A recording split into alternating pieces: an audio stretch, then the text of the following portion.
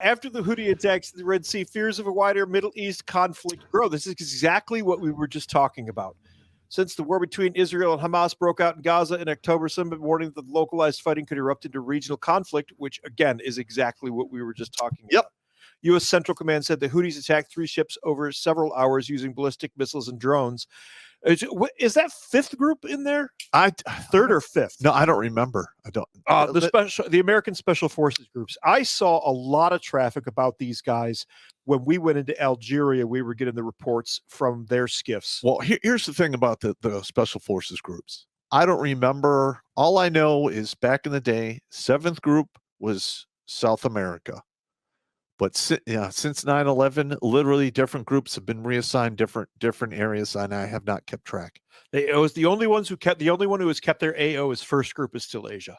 Okay. I don't know what the others. My cousin was in 7th for a long time. Anyway, this stuff we mentioned this as we were talking. These conflicts have been going on for 3,000 to 6,000 years. Yes.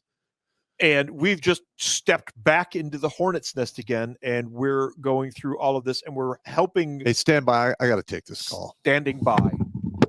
But, the thing is Steve and I are thinking along the same lines about the choke points and, screwing with the world's economy.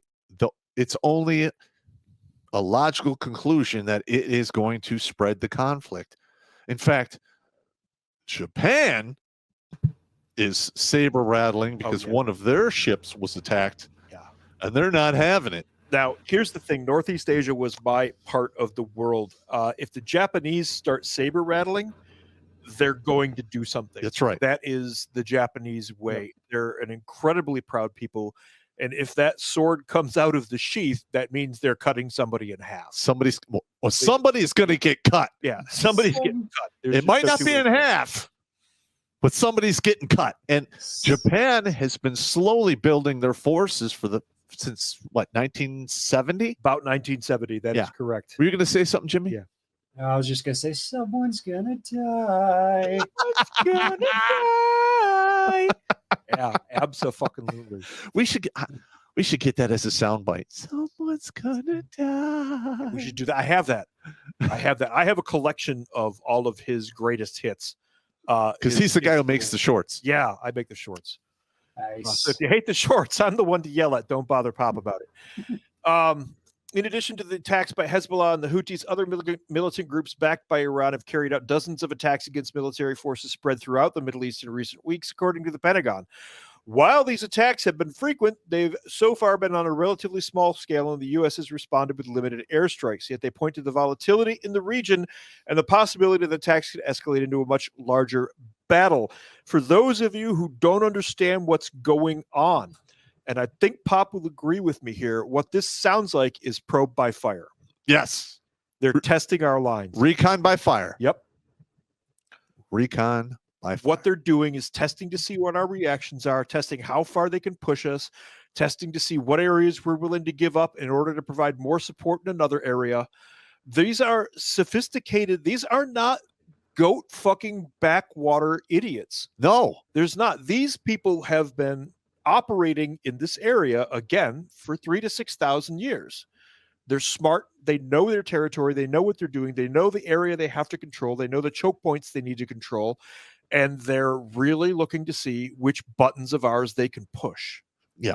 And listen, I really don't want to have to send a bunch of dudes to the sandbox to do more bullshit, especially with the government that we have that literally has no balls.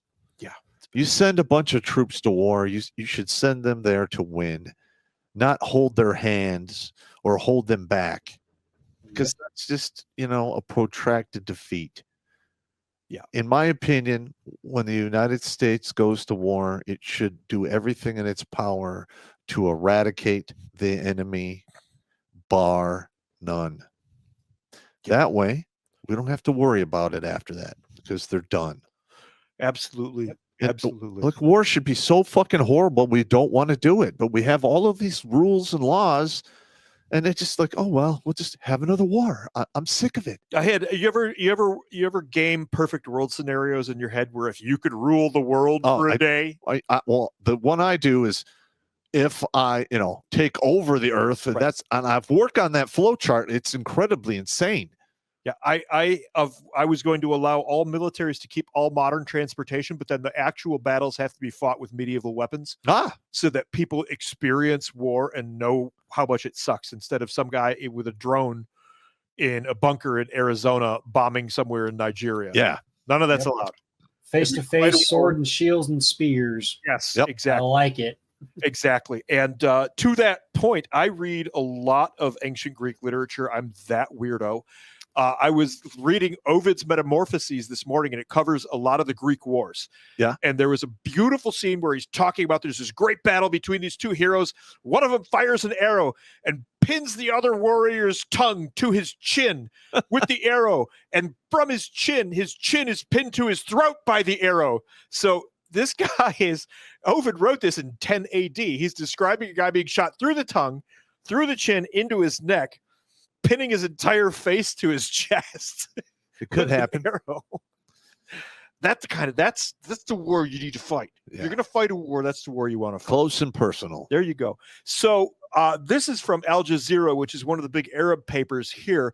Yemen's Houthis warn they will target all Israel-bound ships in the Red Sea. So what they're doing is interdicting anything that's going to support Israel. Yeah. That's going to mean our ships. Well, here's the thing. They don't know means our ships. what ships are going to Israel or not. So every ship going by this country is going to have a bullseye on it. Not entirely true. Okay. I was SIGINT. What did we do? Well, you did.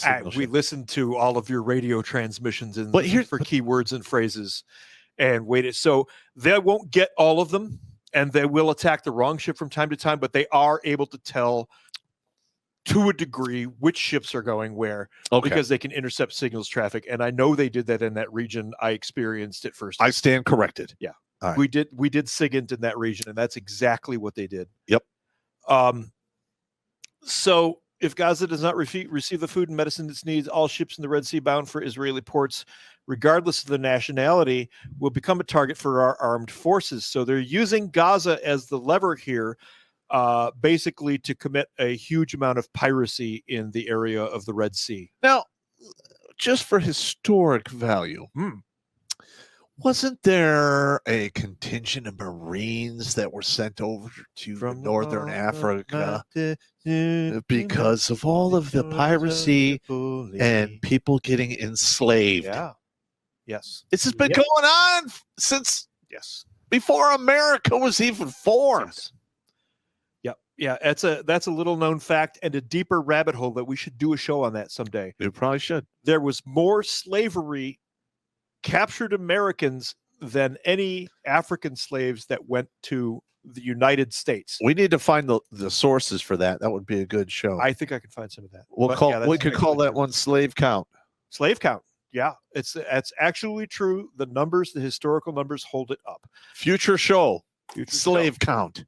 The Iran-aligned group is escalating the risk of regional conflict as Israel continues to bombard Gaza for the third month.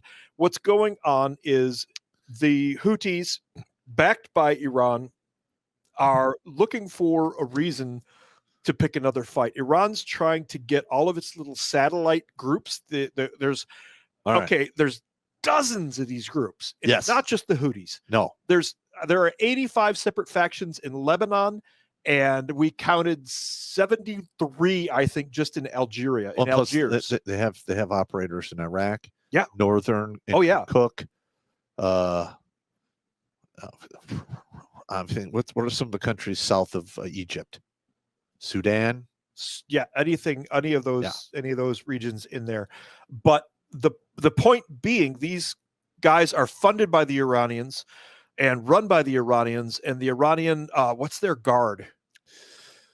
I forget the name of that unit. Anyway, the Iranians have basically a special forces unit that goes in and equips all of these little groups. No, and listen. And they all act on what the Iranians want to do. In Iraq, I got called into the scene of a completed ambush, and there was Revolutionary Guard. Thank you, Broken.